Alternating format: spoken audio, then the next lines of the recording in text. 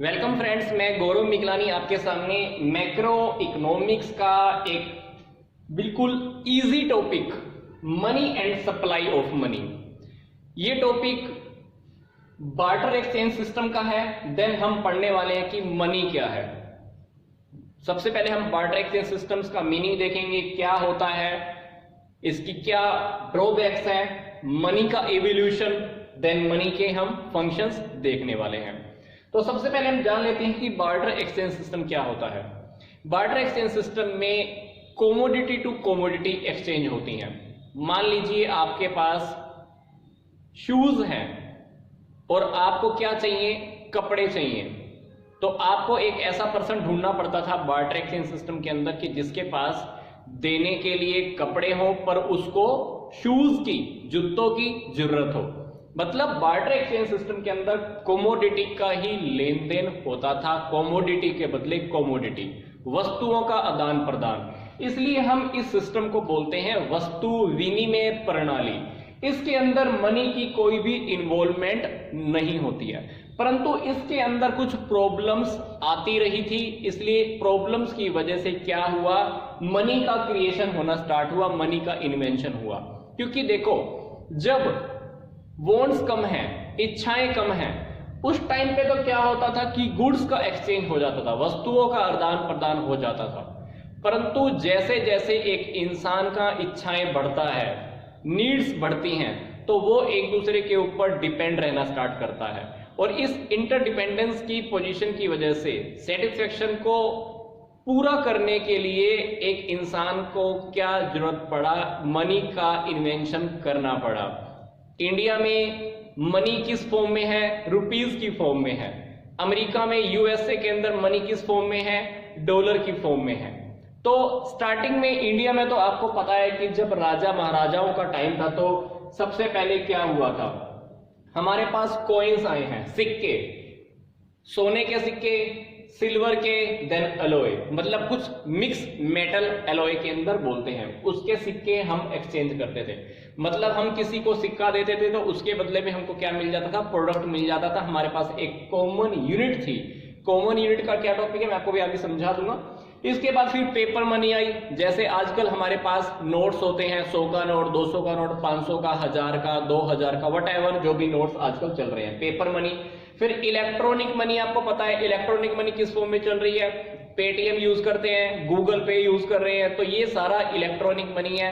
एक अकाउंट से दूसरे अकाउंट में मनी का ट्रांसफर करना, इसी तरह से डेबिट कार्ड और क्रेडिट कार्ड। ये मनी का इन्वेंशन क्यों हुआ, क्योंकि जब वॉन्ट्स बढ़ गई तो हमको क्या करना पड़ा, ग्रेट नीड ऑफ एक्सचेंज की जरूरत पड़ी।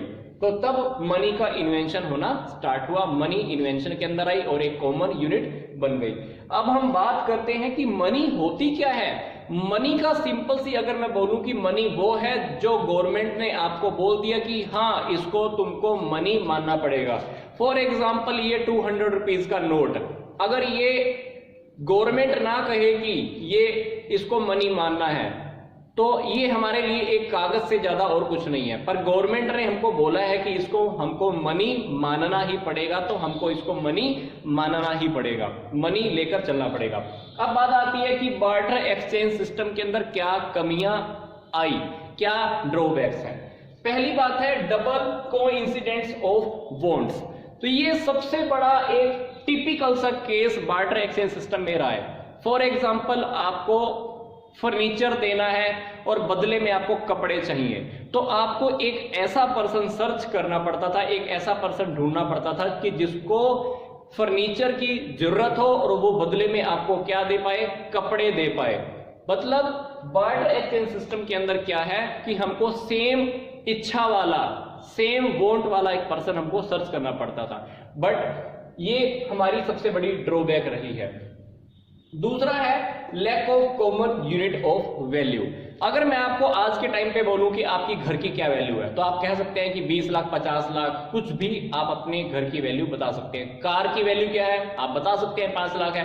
पर अगर मैं आपको बार्टर एक्सचेंज सिस्टम के अंदर लेके जाऊं तो क्या आप बार्टर एक्सचेंज सिस्टम के अंदर ये मेजर कर सकते थे? नहीं, क्योंकि उस टाइम पर मनी का इन्वेंशन ही नहीं हुआ था, कुछ कॉमन यूनिट ही नहीं थी, तो आप उस टाइम पर उसका मेजरमेंट नहीं कर पाते थे, कॉमन यूनिट ही हमारे पास नहीं थी। मान लो आपको एक कार के बदले में क्या चाहिए, घोड़े चाहिए, तो एक कार के बदले में कितने घोड़े लेंगे, 100 घोड़े, 200 घोड़े या 500 घोड़े के बराबर में वैल्यू पड़ेगी आपकी कार की, तो उस टाइम पे मेजरमेंट करना बहुत टिपिकल काम था। तीसरी बात, लैक ऑफ डिवीजन।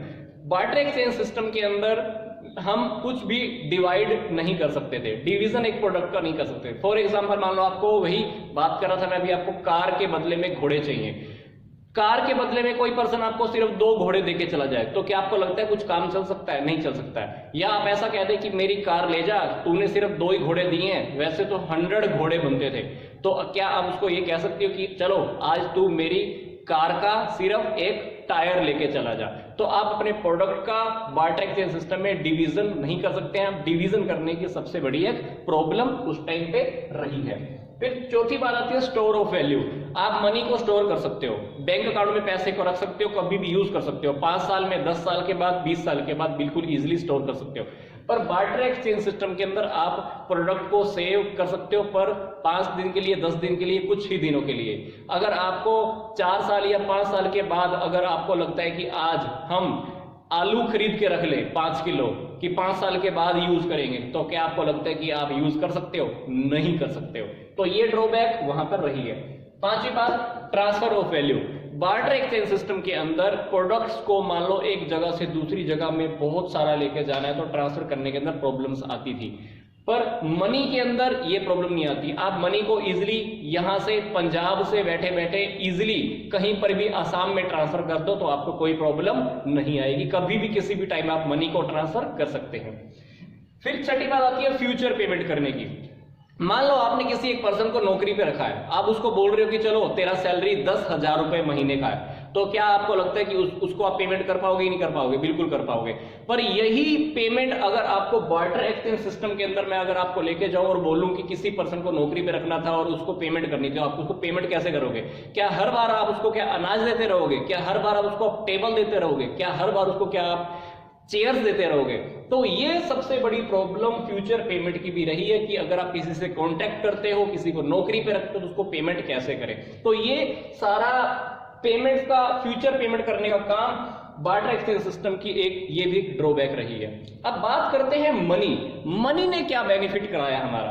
पहली बात तो मनी से हमको सेम वो पर्सन नहीं ढूंढना पड़ता जिसको उस चीज की जरूरत हो जो मैं देना चाहता हूं। मैं फर्नीचर देना चाहता हूं तो मेरे को उस पर्सन को ढूंढने की जरूरत इसमें नहीं पड़ती थी जिससे मुझे कपड़े की जरूरत हो, जो वास्तव में फर्नीचर लेना चाहता और मुझे जो कपड़े देकर चला जाए। तो मनी ने सारी प्रॉब्लम्स को सोल्व किया। डबल कोइंसिडेंट ऑफ वांट्स का केस सोल्व किया। मीडियम ऑफ एक्सचेंज बनी। आप पैसा लेकर जाओ, मोबाइल की दुकान पे जाओ, आपको मोबाइल मिल जाएगा। वही पैसा आप कपड़े की दुकान पे लेके जाओ, आपको कपड़ा मिल जाएगा। वही पैसा आप जूतों की दुकान पे लेके जाओ, आपको जूते मिल जाएंगे। तो ये मनी एक मीडियम ऑफ एक्सचेंज बन गया है, आप इसको कहीं पर भी यूज कर सकते हैं। दूसरी बात, यूनिट ऑफ वैल्यू, आप इसको मेजरमेंट कर सकते हो। अगर आप पूछूं मैं आपसे वही बात, पहले वाली बात कि आपकी घर की वैल्यू क्या है, तो आप बता सकते हो 20 लाख। अगर मैं पूछूं आपकी कार की वैल्यू क्या है, बता सकते हो कि 5 लाख। तो हमारे पास अभी एक कॉमन यूनिट ऑफ वैल्यू है जो मनी से पॉसिबल है। तीसरी बात, आप स्टैंडर्ड डेफर्ड पेमेंट भी कर सकते हो। सैलरी फ्यूचर की पेमेंट करनी है, कॉन्ट्रैक्ट की पेमेंट करनी है। मान लो आपने किसी से कॉन्ट्रैक्ट किया कि 5 करोड़ का तेरे को एक फ्लाईओवर रेडी करना है, तो आप फ्लाईओवर की 5 करोड़ की पेमेंट उसको आराम से इजीली मनी की फॉर्म में दे सकते हो। जबकि बार्टर एक्सचेंज सिस्टम में अगर आपको लगता है किसी को फ्लाईओवर के बदले में किसी को कुछ पेमेंट करनी पड़ जाए, बदले में कोई प्रोडक्ट आपको देने पड़ जाए, तो वहां पर एक टिपिकल सा केस हमारा बन जाएगा, वहां हम पेमेंट नहीं कर पाएंगे, प्रॉब्लम आ जाती है। चौथी बात, मनी को आप स्टोर कर सकते हो और मनी को एक जगह से दूसरी जगह पर इजीली कहीं पर भी ट्रांसफर कर सकते हो। तो ये हमारा टॉपिक यहां तक का पूरा हुआ। एक बारी बार्टर एक्सचेंज सिस्टम क्या होता है, मनी का एवोल्यूशन क्या हुआ, बार्टर एक्सचेंज सिस्टम की क्या ड्रॉबैक्स हैं, देन मनी के क्या फंक्शंस हैं। अगर मनी के फंक्शंस को अगर हम ध्यान से देखें तो ये इसी ड्रॉबैक से ही निकल कर आए हैं, इसी को ही इसने मनी ने कवर कर लिया है। अब हम बात करते हैं फॉर्म्स ऑफ मनी की। 4 प्रकार की मनी की फॉर्म्स है। पहला है फियाट मनी, दूसरा है फिड्यूशरी, तीसरा है फुल बॉडीड मनी, चौथा है credit credit money.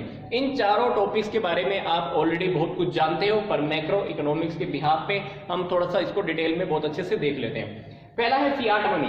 Fiat money वो मनी होती है, जैसे आपने देखे होंगे कि 2 रुपए का सिक्का, 5 रुपए का सिक्का, 10 रुपए का सिक्का, इसको गवर्नमेंट ने लीगली अप्रूवल दे रखी होती है, इसकी गवर्नमेंट की अथॉरिटी होती है। जितने भी सिक्के आप यूज करते हो, जितने भी आप नोट्स यूज करते हो, 100 रुपए का नोट, 200 रुपए का नोट, ये फियाट मनी होती है।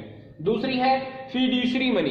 फिड्यूशरी मनी कौन सी मनी होती है? ये दो पार्टीज के आपस के बीच का एक ट्रस्ट है, विश्वास है। मान लो एक पार्टी दूसरी पार्टी को चेक लिख कर देती है कि मैंने तेरे को 5 लाख देने हैं, दूसरी पार्टी ने उस पार्टी का चेक एक ट्रस्ट के बिहाफ पे रखा है कि वो उसको पैसे दे देगा। पर ये जो फिड्यूशरी मनी है, गवर्नमेंट ने कोई लीगली किसी को बाउंड नहीं किया होता कि आपको इसको मानकर चलना है, इसको आपने मनी मानना है। बट फियाट मनी के अंदर आपको उसको लीगली आपको उसको मानना ही पड़ता है। अगर गवर्नमेंट ने बोला है कि ये 200 रुपए का नोट है, तो मतलब आपको उसको 200 रुपए का नोट मानना ही पड़ेगा। ये 200 रुपए का नोट है, आपको मानना पड़ेगा कि ये 200 रुपए का नोट है, तो इसलिए उसके अंदर लीगली आप बाउंड होते हो। इसके अंदर लीगली बाउंड नहीं होते, क्योंकि गवर्नमेंट ने कोई अथॉरिटी नहीं दी है, गवर्नमेंट कुछ इसमें इन्वॉल्वमेंट नहीं करती है। फिर बात आती है full bodied money. Full bodied money के अंदर क्या होता है? कमोडिटी की जितनी वैल्यू होती है, उतना ही वैल्यू का उसमें मनी की भी वैल्यू उतनी ही होती है। फॉर एग्जाम्पल, पहले जब चांदी और सोने के जब सिक्के बनते थे, तो उसका वैल्यू उतना ही होता था जितना उसके अंदर काउंट अप होता था। मान लो वो सिक्का 10,000 रुपए का था, तो वो 10,000 के बदले ही हम किसी को देते थे। मैं ये टॉपिक आपको थोड़ा सा और अच्छे से समझा देता हूं। Credit money. क्रेडिट मनी क्या है? Money value is the more than the common value. अब जैसे ये 200 रुपीज का नोट, क्या आपको लगता है कि ये नोट 200 रुपए का ही प्रिंट होता होगा? क्या ये लगता है कि ये नोट 200 रुपए में बनता होगा? नहीं, बिल्कुल भी नहीं। पर फिर भी इसकी जो मनी वैल्यू है, इसकी कमोडिटी की वैल्यू से ज्यादा है। हो सकता है कि इस नोट को बनाने में गवर्नमेंट का सिर्फ 2 रुपए, 5 रुपए या सिर्फ 10 रुपए ही लगते हो, तो कमोडिटी वैल्यू क्या है? कमोडिटी वैल्यू है 10 रुपए, पर इसकी मनी वैल्यू क्या है? 200 रुपए, क्योंकि 200 रुपए आपको गवर्नमेंट ने बोला है, आपको इसको 200 रुपए मानना ही पड़ेगा। तो ये है क्रेडिट मनी, मतलब मनी की वैल्यू कमोडिटी की वैल्यू से ज्यादा है।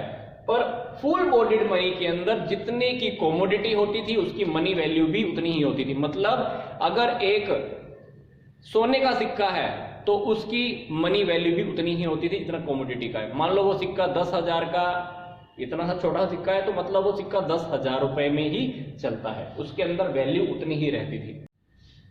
इस चैप्टर का एक सिंपल सा टॉपिक हमारा रह गया है, सप्लाई ऑफ मनी का कॉन्सेप्ट क्या है, सप्लाई ऑफ मनी की मेजरमेंट कैसे होती है, और मनी को कौन सप्लाई करता है। छोटा सा टॉपिक है, बिल्कुल इजी है, इसको हम नेक्स्ट वीडियो में ही कवर करेंगे। तो यहां तक का वीडियो देखने के लिए आप सबका बहुत बहुत धन्यवाद।